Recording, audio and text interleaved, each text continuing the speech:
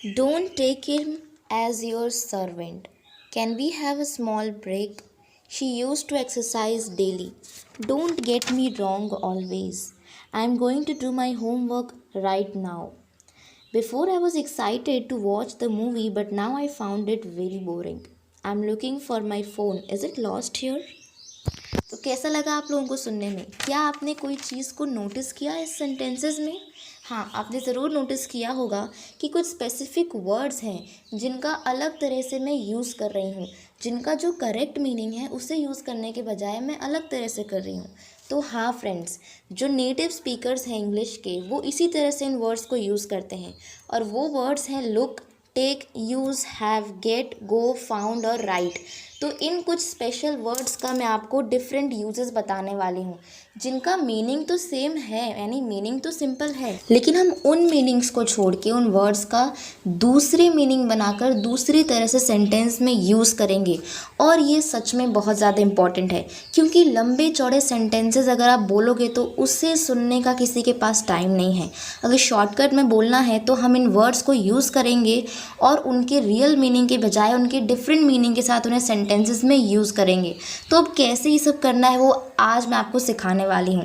तो जो basic English है, यानी जो बेसिक मीनिंग होती है इन सारी चीज़ों की, वो तो आपको पता ही होगा, लेकिन अब आपको इसके स्पेशल यूजेस भी सीखने होंगे अगर आपको फ्लुएंट इंग्लिश बोलना है तो।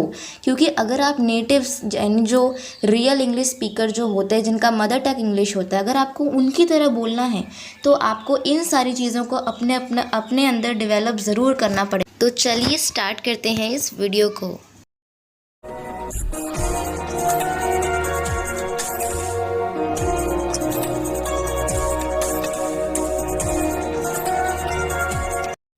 और हमारा पहला वर्ड है टेक।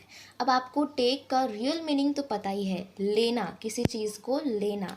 लेकिन नेटिव इंग्लिश स्पीकर, या मैं कहूँ जो लोग फ्लुएंट बोलना जानते हैं, वो टेक को कुछ अलग तरह से भी यूज़ करते हैं। जैसे टेक का मीनिंग वो बना देते हैं मानना, यानी किसी चीज़ को मानना, कंसिडर करना या समझना।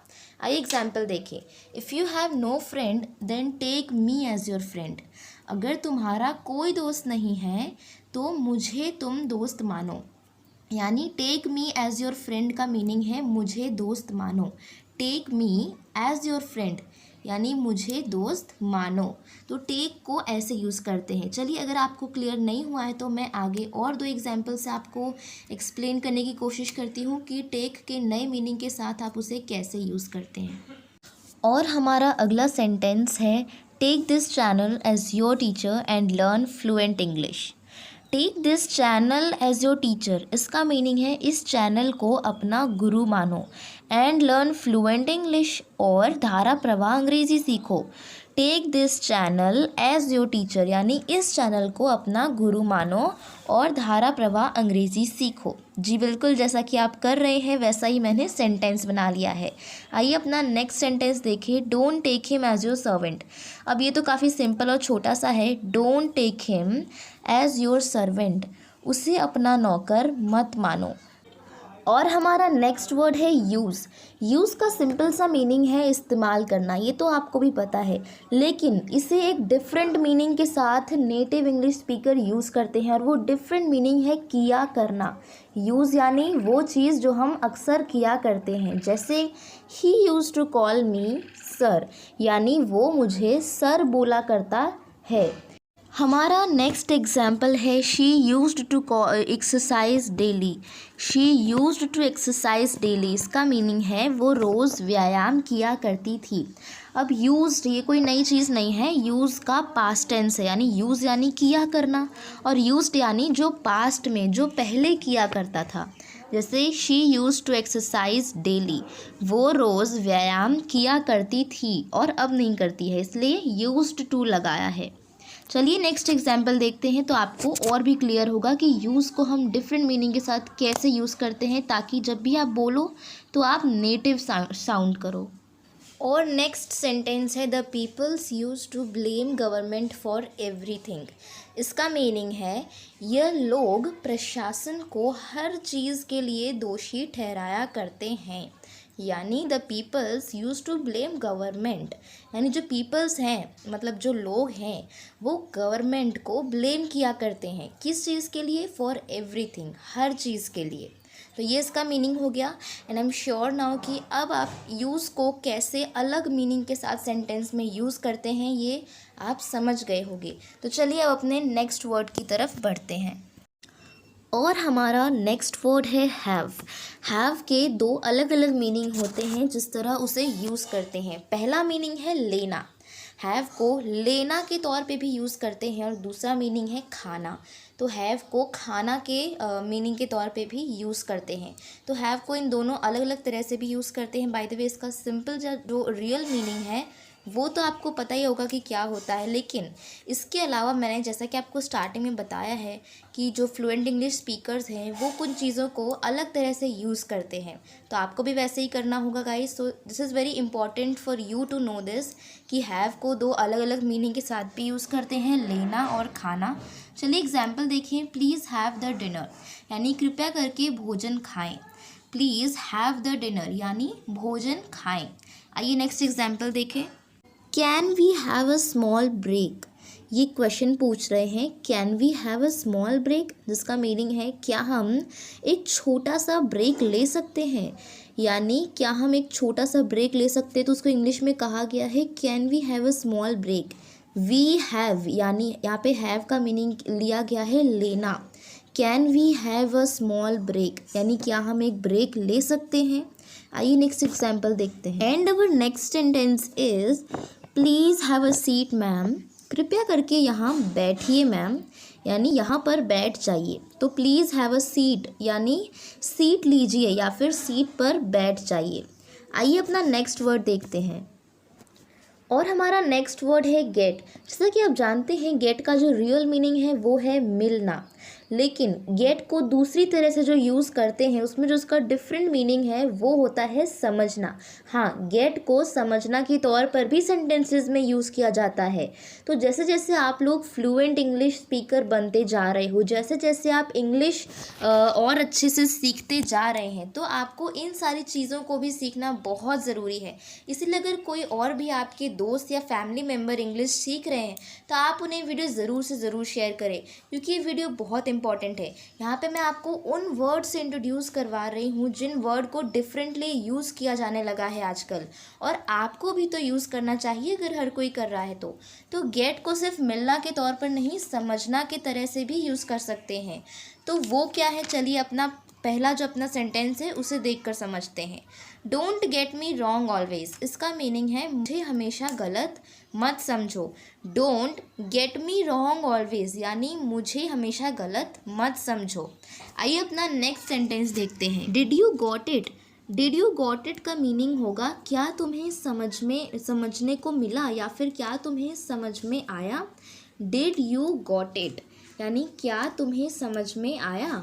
और गॉट भी कोई न्यू चीज़ नहीं है, जो गेट होता है उसका पास्ट टेंस है गॉट, यानी जो पास्ट में यानी पहले बीते हुए समय में अगर किसी को समझ में आया है तो आप गेट की जगह पे गॉट का यूज़ करेंगे। और गेट का जो दूसरा मीनिंग मैं आपको बताया है समझना, उससे भी आपको यूज़ करना सीखना होगा। तो चलिए अपना नेक्स्ट वाला जो एग्जाम्पल सेंटेंस है वो देखते हैं। और हमारा नेक्स्ट सेंटेंस है go and get me something to eat. Go and get me something to eat, इसका मीनिंग है जाओ और मेरे लिए कुछ खाने को लेकर आओ। नेक्स्ट सेंटेंस है today I got to know about this fact, आज मुझे इस तथ्य के बारे में जानने को मिला। यानी today I got to know यानी जानने को मिला, नो यानी जानना और गॉट यानी मिलना। तो I got to know about this fact, आज मुझे इस तथ्य के बारे में जानने को मिला। आइए अपना नेक्स्ट वर्ड देखते हैं। और हमारा नेक्स्ट वर्ड है फाउंड। फाउंड कुछ नहीं है, जो फाइंड होता है, फाइंड यानी ढूंढना, उसका पास्ट टेंस है। तो जैसे कि आपको पता है फाउंड का सिंपल सा मीनिंग है ढूंढना, लेकिन जो आजकल लोग इसे डिफरेंटली यूज़ करते हैं, यानी अपने सेंटेंसेस में इन्हें अलग मीनिंग के साथ यूज़ करते हैं। तो वो अलग मीनिंग कौन सा है, देखिए यहाँ पे लिखा हुआ है पाना। कहते हैं ना कि तुमने क्या पाया है, व्हाट डिड यू फाउंड, यानी तुमने क्या पाया है, तो पाया यानी मैंने लिखा है पाना। तो फाउंड का जो दूसरा मीनिंग है वो होता है पाना, और इसी की तरह से हम सेंटेंस में यूज़ करेंगे। तो आइए अपना पहला एग्जाम्पल सेंटेंस देखते हैं। I found this game very interesting, मैंने पाया कि यह खेल बहुत मज़ेदार है। I found this game very interesting, मैंने पाया कि ये खेल बहुत मज़ेदार है। तो आपको धीरे धीरे समझ आ रहा होगा कि फाउंड को अपने सेंटेंस में कैसे यूज़ करते हैं। नेक्स्ट वाला देखिए, I found my phone broken, मैंने पाया कि मेरा फ़ोन टूटा हुआ था। I found my phone broken, मैंने पाया कि मेरा फ़ोन टूटा हुआ था। तो फाउंड को ऐसे यूज़ करते हैं। आइए कुछ नेक्स्ट सेंटेंसेस को भी देख लेते हैं ताकि आपको क्लियर हो जाए। नेक्स्ट वाला जो सेंटेंस है वो है before I was excited to watch the movie, पहले मैं मूवी देखने के लिए उत्सुक था। But now I found it very boring, पर अब मैंने पाया कि यह बहुत बोरिंग है। But now I found it very boring, पर अब मैंने पाया कि ये बहुत बोरिंग है। चलिए नेक्स्ट सेंटेंस को देखते हैं। I found him sleeping on bed, I found him sleeping on bed, इसका मीनिंग होगा मैंने पाया, क्या पाया, कि वह बिस्तर पर सो रहा था। I found him sleeping on bed, मैंने पाया कि वह बिस्तर पर सो रहा था। तो फाउंड को इस तरह से यूज़ करते हैं। हालांकि उसे ढूंढना के सेंस में भी यूज़ किया जाता है, लेकिन आजकल इनके डिफरेंट मीनिंग के साथ ये यूज़ हो रहे हैं, तो आपको भी ये सीखना होगा। और हमारा नेक्स्ट वर्ड है गो। गो तो बहुत ही सिंपल सा वर्ड है, इसका मीनिंग क्या होता है, गो यानी जाना, लेकिन आजकल इसे डिफरेंटली यूज़ किया जा रहा है। तो जो उसका डिफरेंट मीनिंग है वो होता है करने वाला होना। हाँ बिल्कुल दोस्तों, इसे इसी सेंस में यूज़ किया जाता है, जैसे कि I think he is not going to deal with us. अब गोइंग क्या है, हाँ गो को अगर हम प्रेजेंट टेंस में लिखते हैं, कंटिन्यूस प्रेजेंट टेंस में, कि जा रहा होना, तो उसे हम गोइंग कहते हैं। तो वैसे ही I think he is not going to deal with us, यानी मुझे लगता है वह हमारे साथ समझौता नहीं करने वाला है। मुझे लगता है वो हमारे साथ समझौता नहीं करने वाला है या नहीं करने जा रहा है। तो हम इंग्लिश में कहेंगे I think he is not going to deal with us. Next एक सेंटेंस देखिए, I am going to do my homework, मैं अपना गृह कार्य करने वाला हूँ या मैं अपना गृह कार्य करने जा रहा हूँ। I am going to do my homework, मैं अपना गृह कार्य करने जा रहा हूँ। तो गो को अपने सेंटेंस में इस तरह से आप यूज़ कर सकते हैं, और ऑफकोर्स आपको करना ही है, बिकॉज सारे जो भी लोग फ्लुएंट हैं इस लैंग्वेज में वो करते हैं। तो आपको भी इन सारे डिफरेंट मीनिंग के साथ इन वर्ड्स को अपनाना है और यूज़ करना सीखना है। तो चलिए नेक्स्ट वाला जो एग्जाम्पल है वो देख लेते हैं, so that you will be clear in this topic. और हमारा नेक्स्ट सेंटेंस है are you going angry on him, इसका मीनिंग है क्या तुम उस पर गुस्सा होने जा रहे हो, या फिर गुस्सा हो रहे हो, या फिर गुस्सा होने वाले हो। तो are you going angry on him, यानी क्या तुम उस पर गुस्सा होने जा रहे हो। नेक्स्ट एग्जाम्पल है what are you going to do, यानी तुम क्या करने जा रहे हो या फिर तुम क्या करने वाले हो। What are you going to do, यानी तुम क्या करने जा रहे हो। तो गो को अपने सेंटेंसेस में इस तरह से यूज़ करते हैं। और हमारा नेक्स्ट वर्ड है राइट। राइट का मीनिंग होता है सही, लेकिन ये तो इसका सिंपल मीनिंग है। इस वीडियो में तो मैं आपको ये बताने वाली हूँ कि राइट को आप किस तरह से डिफरेंटली यूज़ कर सकते हैं। तो लोग राइट को दूसरी मीनिंग के साथ यूज़ करते हैं, और वो दूसरी मीनिंग क्या है, एकदम यही या फिर सटीक, एकदम यही या फिर सटीक। अब एग्जाम्पल देखते हैं तो आपको क्लियर होगा। Just go right away from here, यहाँ से एकदम चले जाओ। यानी अगर हम कहते हैं just go away from here, तो गो अवे का मीनिंग है चले जाना, लेकिन go right away from here यानी यहाँ से एकदम चले जाओ, एक मिनट भी मत रुको और बस यहाँ से चले जाओ। नेक्स्ट वर्ड है, नेक्स्ट हमारा एग्जाम्पल है do your pending work right now, यानी अभी के अभी अपने पुराने काम, यानी जो तुम्हारे काम बाकी है वो करो। हम ये भी कह सकते थे do your pending work now, लेकिन वो बड़ा ही उसका सिंपल सा मीनिंग निकलता कि अभी तुम अपना पेंडिंग काम करो। पर जब हमने कहा do your pending work right now, यानी अभी अभी तो आपको करना है, एकदम सटीक अभी के अभी ही आपको करना है। तो शायद आप धीरे धीरे समझ रहे हैं कि ये जो वर्ड है राइट का जो मीनिंग है एकदम सही और सटीक, इसे हम जब भी अपने सेंटेंस में यूज़ करते हैं तो ये जो वर्ड है उस सेंटेंस का वज़न बढ़ा देता है। यानी ये बताता है कि आपको करना है तो अभी के अभी करना है, यहाँ से जाना है तो एकदम से चले जाना है, तुरंत चले जाना है। तो राइट को हम इस तरह से यूज़ करते हैं। आपको क्लियर हो जाए इसलिए मैं आपको 2-3 और एग्जाम्पल्स बता देती हूँ। और हमारा नेक्स्ट एग्जाम्पल है you should read right from where the book is beginning. जहाँ से बुक शुरू होती है वहीं एकदम वहीं से पढ़ो, यानी you should read right from where the book is beginning. इसका मीनिंग समझने की कोशिश करेंगे। यू शुड रीड का मीनिंग होता है तुम्हें पढ़ना चाहिए। अब क्या लिखा है उसके बाद, right from where the book is beginning, यानी जहाँ से बुक शुरू होती है ठीक वहीं से। Right from where the book is beginning, यानी जहाँ से बुक शुरू होती है ठीक वहीं से तुम्हें पढ़ना चाहिए।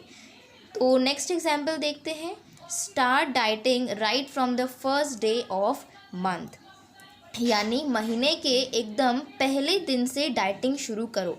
अब हम ऐसा भी कह सकते हैं start dieting from the first day of month, लेकिन अगर हमें इसे हैवी बनाना है, यानी अगर हमें इसे दिखाना है कि आपको कंपलसरी है, आप एकदम पहले दिन से ही शुरू करोगे, थोड़ा भी आगे पीछे नहीं होना चाहिए, तो हम क्या कहेंगे, start dieting right from the first day of the month, यानी महीने के एकदम पहले दिन से डाइटिंग शुरू करो। आइए नेक्स्ट वर्ड देखते हैं। और हमारा नेक्स्ट, या मैं कहूँ हमारा जो लास्ट वर्ड है वो है look. And there are 2 meanings of look. तो लुक के 2 मीनिंग कौन से हैं, ढूंढना और चाहिए होना। बाय द वे लुक का जो सिंपल मीनिंग है वो तो आपको पता ही है, देखना। लेकिन इस वीडियो में तो हम यही देखने वाले हैं कि जो वर्ड्स सिंपल होते हैं उन्हें किस तरह से हम दूसरे मीनिंग के साथ यूज़ करते हैं। तो चलिए लुक के एग्जाम्पल देखते हैं। What are you looking for, इसका मीनिंग है तुम क्या ढूंढ रहे हो। What are you looking for, यानी तुम क्या ढूंढ रहे हो। नेक्स्ट एग्जाम्पल देखिए, I am looking for a prompt reply. अब इसमें लुक का कौन सा मीनिंग लिया गया है, चाहिए होना, और ये जो लुकिंग है वो लुक का ही एक दूसरा फॉर्म है, आईएनजी फॉर्म। तो आई am looking for a prompt reply का मीनिंग है मुझे तुरंत जवाब चाहिए। प्रॉम्प्ट का मीनिंग होता है तुरंत, और आई am looking for a prompt reply यानी मुझे तुरंत जवाब चाहिए।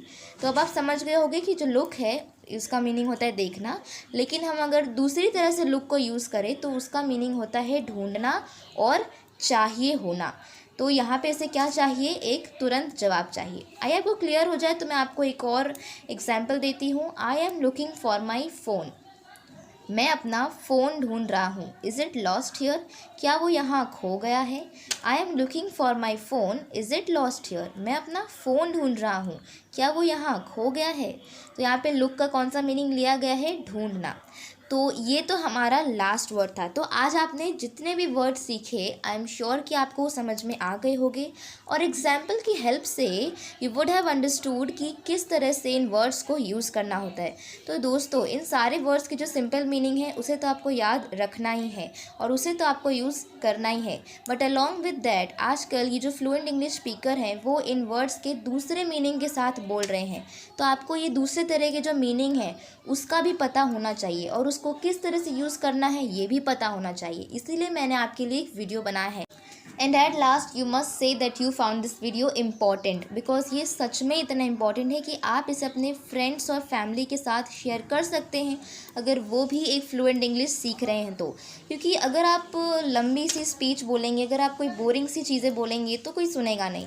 लेकिन अगर आप ये जो न्यू वर्ड है, मतलब ये जो वर्ड को न्यू तरीके से आज सब यूज़ करते हैं डिफरेंट मीनिंग के साथ, अगर आप उस तरह से बोलेंगे तो टाइम भी बचेगा और सब लोगों को आपकी स्पीच सुनने में भी मज़ा आएगा। उन्हें लगेगा कि आप इंटरेस्टिंग तरीके से बोल रहे हैं और उन्हें ये लगेगा कि हाँ आप तो बिल्कुल एक नेटिव इंग्लिश स्पीकर की तरह बोल रहे हैं। बिकॉज जो नेटिव्स होते हैं वो इसी तरह से बोलते हैं, अलग अलग वर्ड के डिफरेंट मीनिंग निकाल के बोलते हैं। तो इसीलिए मैंने आपके लिए आज ये वीडियो बनाया है। But apart from this I should say कि हमारे जो दूसरे टॉपिक्स पे जो वीडियो हैं वो भी आपको देखनी चाहिए, बिकॉज इंग्लिश सीखने के लिए सिर्फ एक यही एलिमेंट नहीं है जो इम्पॉर्टेंट है। इसके साथ साथ वोकैबुलरी, फ्रेजेस, कुछ कॉमन सेंटेंसेस और कुछ और भी चीज़ें हैं जो इम्पॉर्टेंट है। तो अगर आप चाहते हैं इन सब पे भी वीडियो मैं बनाऊँ तो प्लीज़ मुझे लाइक, शेयर, कमेंट और सब्सक्राइब कर दें, ताकि मुझे पता चले कि मुझे और वीडियोस बनाने हैं। और साथ ही साथ अगर आप ये सारी चीज़ें सीखना चाहते हैं तो आप मेरे चैनल पे जाके देख सकते हैं, वहाँ पहले से ही बहुत सारे वीडियोस अवेलेबल हैं। तो चलिए दोस्तों, मिलते हैं हमारे नेक्स्ट वीडियो में।